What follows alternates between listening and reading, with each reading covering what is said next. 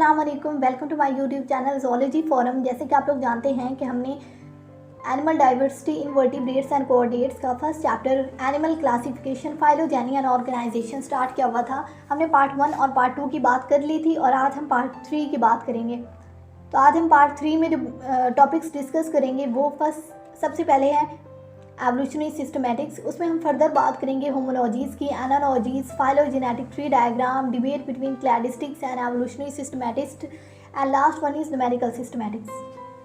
So let's start the video. सबसे पहले है evolutionary systematics. It is also called traditional approach, एक रिवायती तरीका या पुरानी सोच भी इसको कहा जाता है।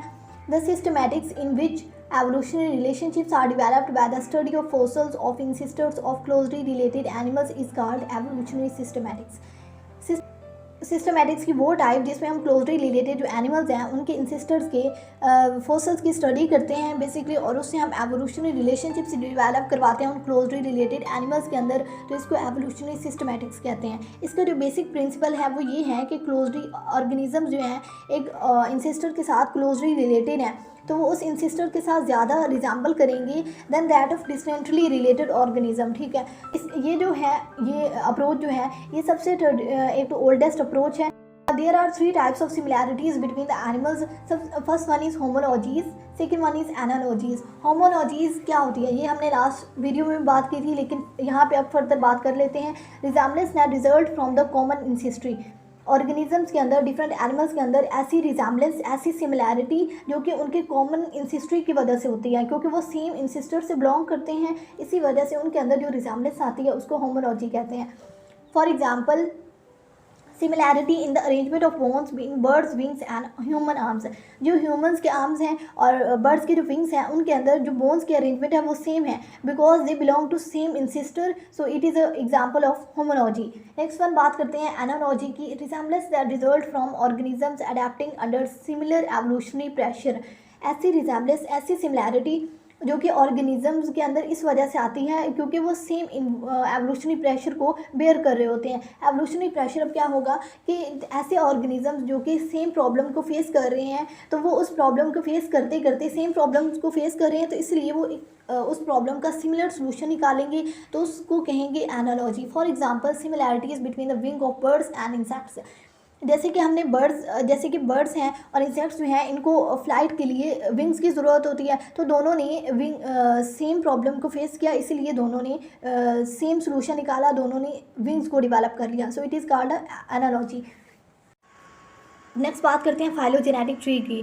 For evolutionary systematics show their results on the in the form of phylogenetic tree diagram. और फाइलोजेनेटिक ट्री डायग्राम जो है ये रेट ऑफ एवोल्यूशन को शो करती है कि कब और किस टाइम में एनिमल्स के अंदर कौन कौन सी चेंजेस आएंगे, ये इसको शो करते हैं। सो हम फाइलोजेनेटिक ट्री की बात करते हैं। फाइलोजेनेटिक ट्री में एक तो इसके अंदर क्या होता है कि टाइम स्केल होता है। टाइम स्केल से हमें क्या पता चलता है कि टाइम स्केल से पता चलता है कि डिफरेंट एनिमल्स के अंदर किस किस टाइम में चेंजेस आएंगे, उनके अंदर कब ज़्यादा डाइवर्स थे, वो उनकी डाइवर्सिटी किस पीरियड में ज़्यादा थी और किस पीरियड में फिर उनकी डाइवर्सिटी बिल्कुल एक्सटिंक्ट हो गया, ये किस पीरियड में वो बहुत ज़्यादा थे फिर बहुत कम हो गए। तो ये एवोल्यूशन को शो करती हैं टाइम स्केल जो है। उसके अलावा यहाँ पे ये जो है ये इनकी डिफरेंट ब्रांचेस हैं, ट्री की सूरत में होती हैं जहाँ से डिफरेंट ब्रांचेस अराइज करते हैं। तो ये ब्रांचेस के ये जो विड्थ होती है, मोटाई होती है, ये शो करती है कि उस के एनिमल्स जो थे वो उस पीरियड में कितने ज़्यादा थे, उनकी डाइवर्सिटी थोड़ी थी, ज़्यादा थी, तो इसको शो करती हैं। सबसे पहले देखें यहाँ पे फर्स्ट पे है ये जो पिंक कलर में है इकाइनोडर्म्स। तो ये जो इसकी विड्थ जो है ये बहुत ज़्यादा है, तो इकाइनोडर्म्स की जो विड्थ है ये शो कर रही है कि डिवोनियन, जहाँ से इसका अगर टाइम पीरियड देखें तो ये शो कर रहा है कि डिवोनियन पीरियड तक ये बहुत ज़्यादा थी, इनकी डाइवर्सिटी ज़्यादा थी। उसके बाद ये फर्दर इनसे 3 ब्रांचेस अराइज हुई हैं, हेमिकॉर्डेटा, यूरोकॉर्डेटा, एंसिफेलोकॉर्डेटा। इससे फर्दर उसके बाद 3 ब्रांचेस अराइज हुई हैं। ठीक है। उसके बाद नेक्स्ट बात करते हैं यहाँ पे ऑस्ट्रैकोडर्म्स हैं। ऑस्ट्रैकोडर्म्स के ये शो कर रहा है कि ये भी तकरीबन डिवोनियन पीरियड तक बहुत ज़्यादा थे। उसके बाद यहाँ से फर्दर जो है वो 2 ब्रांचेस अराइज हुई हैं, सिफेलोस्पाइडोमॉर्फी, उसके बाद और यहाँ पे सेकेंड ब्रांचेस मिक्सिनी। सो इससे ये 2 ब्रांचेस अराइज हुई हैं।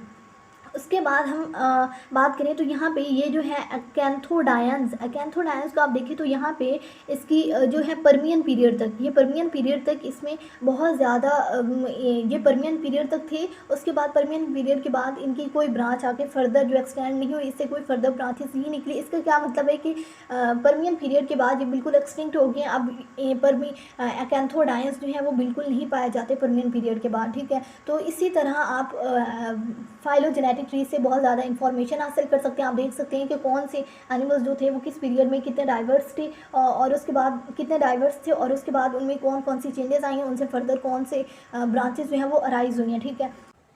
अब नेक्स्ट हम बात करते हैं कि डिबेट जो है एवोल्यूशनरी सिस्टमैटिक्स और क्लैरिस्टिक्स के दरमियान जो डिबेट है उसको हम उस पर फर्दर उन पॉइंट्स पे बात करते हैं, ठीक है। सबसे पहले क्लैरिस्टिक्स जो है बेसिकली जो जोलॉजिस्ट होते हैं ज़्यादातर वो क्लैरिस्टिक्स को ज़्यादा वाइडली एक्सेप्ट करते हैं than that of evolutionary systematics, because they say that evolutionary systematics is a traditional approach, ठीक है। तो क्लैरिस्टिक्स के मुताबिक के बर्ड्स जो हैं are closely related by common ancestry to alligators and crocodiles, therefore they should be assigned to a group having close common ancestry।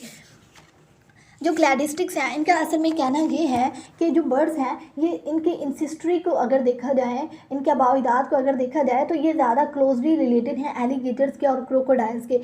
तो इसीलिए जो एलिगेटर्स हैं ये रेप्टाइल्स हैं और बर्ड्स हैं, इनको एक सेम ग्रुप में रखना चाहिए जिसमें बर्ड्स को एक सब ग्रुप का दर्जा देना चाहिए और उस सब ग्रुप में एक ऐसा ही रिलेशनशिप शो करवाना चाहिए जिसमें क्रोकोडाइल्स और बर्ड्स का रिलेशनशिप जो है वो ज़्यादा क्लोज हो, ठीक है। सेकेंड पॉइंट जो है वो traditional systematics consider great importance of key characters of birds. अच्छा, जो हमारे पास एवोल्यूशनरी सिस्टमैटिक्स हैं वो क्या करते हैं कि की करैक्टर्स ऑफ डिफरेंट एनिमल्स जो हैं बर्ड्स को हैं उनको ज़्यादा इंपॉर्टेंस देते हैं। की करैक्टर्स क्या होते हैं कि डिफरेंट एनिमल्स के जो सर्टन एक स्पेशल करैक्टर होता है जो कि उन्हें दूसरे एक एनिमल को या एक ग्रुप ऑफ एनिमल्स हैं ऑर्गेनिजम्स हैं उनको दूसरे के साथ जो है दूसरे से डिस्टिंग्विश कर देता है, उसको उस करैक्टर को बोलते हैं की करैक्टर। फॉर एग्जांपल्स बर्ड्स की बात करें तो बर्ड्स में फीदर, एंडोथर्मी, उसके साथ साथ लॉस ऑफ टीथ, ये थ्री जो हैं इनकी की करैक्टर्स हैं जो कि इन्हें मैमल से, क्रोकोडाइल से, एम्फीबन से सेपरेट कर देते हैं। इसी तरह अगर हम मैमल्स की बात करें तो मैमल्स के अंदर एंडोथर्मी, उनके पास हेयर्स हैं, मेमोरी ग्लैंड्स हैं, उनकी की करैक्टर्स हैं, ठीक है। तो ट्रेडिशनल सिस्टमैटिक्स क्या है वो ज़्यादा की करैक्टर्स को बहुत ज़्यादा इंपॉर्टेंस देते हैं, बट क्लैरिस्टिक्स बिलीव करते हैं कि characters are for only value judgments. लेकिन इसके बरक्स क्लैरिस्टिक्स जो है वो ये कहते हैं कि करैक्टर जो हैं ये सिर्फ वैल्यू जजमेंट्स के लिए हैं, इनको टेस्ट नहीं किया जा सकता, so they are not as important as evolutionary systematics से। तो इस डिबेट का, इस ओवरऑल डिबेट का फ़ायदा क्या होता है? इसका फ़ायदा ये होता है कि जो क्लैरिस्टिक्स हैं और एवोल्यूशनरी सिस्टमैटिक्स हैं ये अपनी डिबेट को कंटिन्यू रखते हैं, जिसके नतीजे में वो दोबारा जो अपने उनकी पिछली अजम्पशंस होती हैं, हाइपोथेसिस होती हैं, उनको दोबारा अपने सारे डाटा को दोबारा एग्जामिन करते हैं, री एग्जामिन करते हैं और उस एग्जामिन और री एग्जामिन के नतीजे में वो क्या करते हैं कि वो दोबारा नई हाइपोथेसिस, न्यू डाटा को लेके आते हैं। और अब लास्ट में हम बात करते हैं न्यूमेरिकल सिस्टमैटिक्स की। Numerical taxonomists use mathematical models and computer aided techniques। Numerical taxonomist जो है वो ऑर्गेनिजम्स को क्लासीफाई करने के लिए मैथमेटिकल मॉडल्स को और कंप्यूटर एडेड टेक्निक्स को ज़्यादा यूज़ करते हैं और वो ऑर्गेनिजम्स को उनके ओवरऑल सिमिलैरिटी को देखते हैं और उसके बेस पे ऑर्गेनिजम्स को डिवाइड करते हैं। उसके अलावा इनमें कोई होमोलॉजीज़ या एनालॉजीज़ की बात नहीं होती, ना वो उनके होमोलॉजी और एनालॉजी के दरमियान में कोई डिफ्रेंशिएशन करते हैं या उसके ऊपर कोई बात नहीं करते। उसके अलावा ये क्लोजली सिर्फ एवोल्यूशनरी रिलेशनशिप्स जो हैं ऑर्गेनिजम्स के दरमियान ये सिर्फ क्लोजली रिलेटेड टेक्स्ट तक बताते हैं। ये बताते हैं कि ये ऑर्गेनिज्म इसके साथ सिर्फ बहुत ज़्यादा क्लोजली रिलेटेड है, लेकिन ये नेक्स्ट फर्दर नहीं बताते कि ये जो डिस्टेंटली रिलेटेड ऑर्गेनिजम्स होते हैं या उनके बारे में नहीं बताते। सो इनके एवोल्यूशनरी रिलेशनशिप्स जो हैं जो क्लोजली रिलेटेड टेक्स्ट तक लिमिटेड है। तो ये थी आज की वीडियो। आई होप कि आप लोग को सब चीज़ें समझ आ गई होंगी। अगर कोई भी क्वेश्चन है तो आप लोग कमेंट सेक्शन में पूछ सकते हैं। Thank you so much. अल्लाह हाफिज़।